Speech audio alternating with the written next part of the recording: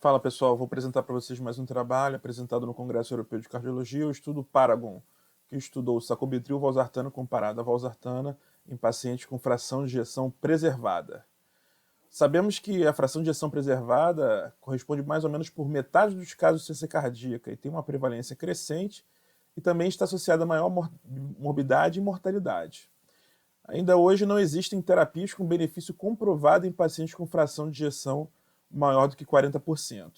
No estudo Paradigm, né, o uso do sacubitril valsartana reduziu o número de internações por IC e morte cardiovascular em pacientes com fração de ejeção reduzida. E um estudo de fase 2, em pacientes com IC com fração de ejeção preservada, o sacubitril valsartana reduziu os níveis de BNP, reduziu o tamanho do átrio esquerdo e melhorou a classe funcional. Por isso, ele foi proposto esse estudo com potencial benefício nessa classe de pacientes. Então, o objetivo principal do estudo é comparar o sacubitril valsartana com a valsartana em pacientes com IC com fração de ejeção preservada, quanto ao desfecho, redução de internações por IC e morte cardiovascular. Desfecho primário do estudo, basicamente, é um composto por internações por IC e morte cardiovascular, e secundário, melhora da classe funcional em 8 meses, com mudança do score KCCQ, tempo de ocorrência da piora da função renal e tempo até morte por qualquer causa.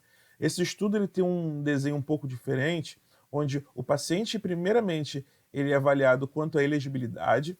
A partir do momento que o paciente é elegível ao estudo, ele faz um trial inicial com valsartana, 40 mg, tolerando, passa para 80 mg 2 vezes ao dia. E a partir do momento que ele tolera essa dose, é feito um teste com sacubitril valsartana na dose de 49,51 2 vezes ao dia. A partir do momento que o paciente tolera essa fase inicial do estudo, aí sim ele é randomizado. Ou para usar o sacubitril valsartana visando uma dose máxima de 97 a 103, 2 vezes ao dia, ou a valsartana 160 2 vezes. Critérios de inclusão no estudo. O paciente tem que ter uma idade superior a 50 anos, uma fração de ejeção acima de 45. Observe que, se você considerar a última classificação de ciência cardíaca da Sociedade Europeia, aqui eu incluo paciente com IC com fração de ejeção intermediária, não apenas os pacientes com IC com fração de ejeção normal. Então foi um critério que engloba parte desses doentes. O paciente ele precisava ter sintomas de IC, estar em classe 2 e 3, e um critério que é interessante, que ele necessitou do uso de diurético por pelo menos 30 dias antes do tratamento. Então, são pacientes que fizeram alguma carga de diurético recente. O paciente também tinha que ter algum grau de doença cardíaca estrutural, documentado pelo ecocardiograma, ou aumento de átrio esquerdo ou hipertrofia do ventrículo esquerdo, e elevação de BNP. Como critérios de exclusão, qualquer medida prévia de fração de ejeção abaixo de 40% foi excluído.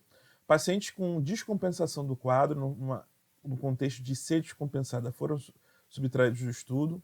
Um paciente que apresentasse sinais e sintomas de C, mas com uma outra razão para esses sintomas.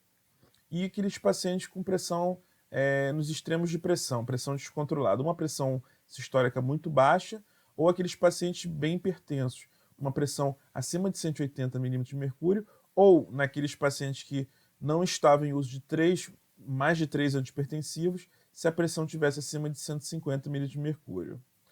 Então, numa fase inicial, foi feito o screening em mais de 10 mil pacientes, sendo que um pouco mais, quase 6 mil pacientes foram elegíveis para o screening com valsartana.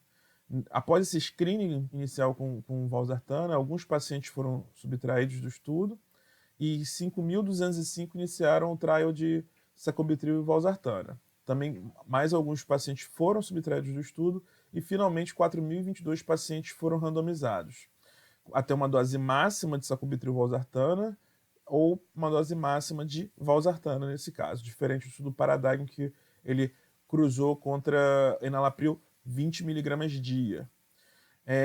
Um dado interessante desse estudo que o tratamento foi descontinuado em uma taxa relativamente elevada, um quarto da população parou ambos os tratamentos, e a dose máxima, lembrando que esse percentual é no paciente que continuou o tratamento. Então, 82% no grupo sacubitril valsartana e 85% chegaram na dose alvo. Talvez a análise estatística fosse mais interessante nesse subgrupo de pacientes, pacientes que atingiram a dose-alvo, que aí eu estou comparando pacientes iguais. Analisando os dados demográficos dessa população, vimos que as populações são bem semelhantes, população mais idosa, que é o perfil dos pacientes com IC com fração de ejeção preservada, uma maioria de mulheres, que também é comum essa característica nessa população, enquanto no paciente com fração de ejeção reduzida geralmente vemos mais homens, mais caucasianos, a população latino-americana subrepresentada nesse estudo, uma fração de ejeção, a mediana de fração de ejeção em torno de 57 em ambos os grupos, e com BNP elevado também em ambos os grupos. A maioria dos pacientes em classe 2, obesos também, MC elevado nas duas populações, e uma pressão basal em torno de 130 de sistólica. Hipertensão ampla maioria, geralmente é uma das principais causas de IC com fração de ejeção preservada, né? Diabetes também bastante prevalente, assim como fibrilação atrial. Então são entidades bem prevalentes nessa população e grande parte, uma quantidade razoável de pacientes com hospitalização recente. Vimos que grande parte da população também já utilizava algum inibidor do sistema renina-angiotensina-aldosterona, diuréticos também com uma prevalência bem aumentada, e a única diferença entre ambos os grupos foi quanto ao uso de inibidor de aldosterona, que foi um pouquinho acima no grupo da valsartana. Quando já começamos a analisar os resultados, é importante vocês saberem que esse resultado ele é exposto, foi feito um método semiparamétrico. Eu cheguei a dar uma lida em vários artigos para tentar explicar isso melhor. É um pouco difícil, um pouco complicado, até se alguém tiver alguma facilidade para explicar um pouco melhor o que é um método semiparamétrico, pode mandar um vídeo para a gente que a gente publica na página, que eu acho que é um conhecimento que todos merecem ter. Mas pelo que eu entendi, basicamente o método semiparamétrico ele junta métodos paramétricos e métodos não paramétricos. Para o desfecho primário, analisamos tanto hospitalização e morte cardiovascular. Hospitalização, o mesmo paciente pode ter mais de um evento. E nesse caso também eu considero o tempo até o evento. Então o tempo até o evento ele é importante nesse caso. E como o paciente ele pode ter mais de um evento, ele vai contando todas as vezes que ele faz um evento, ele vai contando. É diferente da morte. Quando o paciente morre, ele só morre uma vez. Hospitalização não, pode acontecer várias hospitalizações. E esse mesmo paciente que morre, ele pode ter tido várias hospitalizações também anteriormente. Então ele cria um dado chamado número de eventos por 100 pacientes ano. E é através desse valor que é feita a comparação entre ambos os grupos. Então, houve uma redução no desfecho primário, mas essa redução de 13% não foi significativa. Podem reparar que aqui inclui a unidade. Quando analisamos o desfecho primário separadamente, vimos que todo o resultado ele é dependente única e exclusivamente de hospitalização, já que morte cardiovascular não tem nenhuma diferença, com resultados bem semelhantes. As curvas vão abraçadas do início ao fim. Então, não teve impacto nenhum em morte cardiovascular. Teve impacto em hospitalização, ainda assim, sem um valor significativo. Quando analiso os desfechos secundários, vimos que, quando foi questionada a melhora da classe funcional, poucos pacientes observaram algum grau de melhora. Por mais que o odds ratio foi significativo nesse grupo, a diferença foi bem discreta. Então, não é um valor expressivo de mudança de classe funcional. O mesmo vale para o score KCCQ, que avalia melhora de qualidade de vida em C. Não teve, a diferença foi borderline ali, quase conseguiu diferença estatística, mas você vê que, na verdade, a sensação dos pacientes piorou. Eles não tiveram, em média, tiveram um score reduzido após o trial. Tivemos uma taxa um pouco maior de piora da função renal no grupo que utilizou valsartana, e em termos de mortalidade por todas as causas não tivemos diferença. Do ponto de vista de endpoint de segurança, assim como foi encontrado no estudo Paradigm, a taxa de hipotensão foi superior no grupo de sacubitril valsartana, talvez apontando para um efeito hipotensor mais potente desta droga, que talvez seja isso que puxe os resultados benéficos para ela, talvez o efeito vasodilatador dessa droga. Então, observamos aqui teve uma diferença significativa. Do ponto de vista de elevação de creatinina, foi um pouco superior no grupo valsartana, Em termos de potássio, uma diferença bem pequena também, uma elevação de potássio mais expressiva no grupo valsartana, e a taxa de angioedema foi muito baixa em ambos os grupos.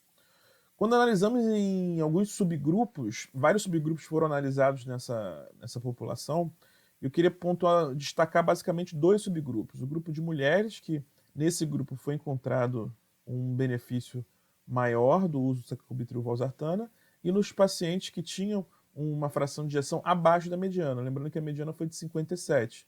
Então, nesse subgrupo de pacientes com a fração de ejeção abaixo da mediana, teve diferença. Talvez mostrando que nessa população possa ter algum grau de benefício com o uso da droga. Então, dessa forma, concluindo a análise desse trial, em pacientes com IC com fração de ejeção reduzida, foi observada uma modesta redução das hospitalizações, lembrando que essa redução não foi significativa no grupo que utilizou o sacubitril valsartana comparado ao grupo que utilizou apenas valsartana.